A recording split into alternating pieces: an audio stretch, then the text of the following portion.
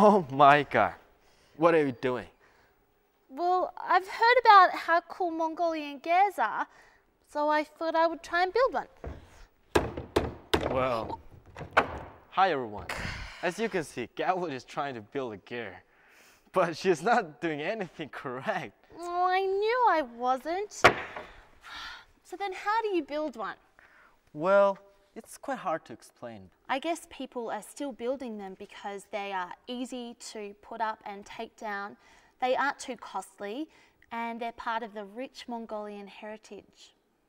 They are a Mongolian traditional type of housing, but there are a lot of different type of housing around the world. Like the igloos used by the Eskimos. These are the dome-shaped houses that are made out of snow, and they're used by the Eskimo people of Canada, the Greenlands, the Arctic, and even though igloos are made of snow, they can actually become quite warm with just body heat, and they can even house up to 20 people. Wow, 20 people, that's huge. Yeah.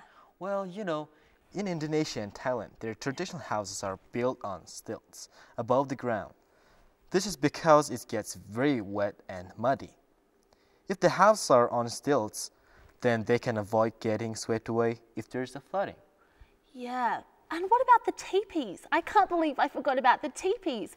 These were originally used by the Native Americans, and actually there are still teepees up north with the reindeer people. Yes. A teepee is a tent in a cone-like shape that's made with animal skin. Like gears, they are also easy to put up and take down, and people even have them these days for camping. Oh, and don't forget about the Roman buildings. These were huge and definitely not used for camping. They were so extravagant. They had the large pillars and the marble floors. I guess the most famous example of this would be the Colosseum, which was just massive, and the Romans used to go there in this large amphitheatre and watch live gladiator fights. Speaking of all big houses, what about all those castles in England? They were built during the medieval time, where there were knights and shining armor. Some even date back to the 13th century. Yeah, and in Japan, they've got the houses, what are they called? Oh, the minka. They're really old as well, but you can still see them in Japan today.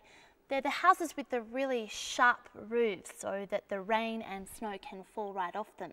Now that's a smart idea. So, all this talk about traditional houses around the world, you still don't know how to build a Mongolian gear? Well, actually, I went out to find out how to make one. Let's take a look at this.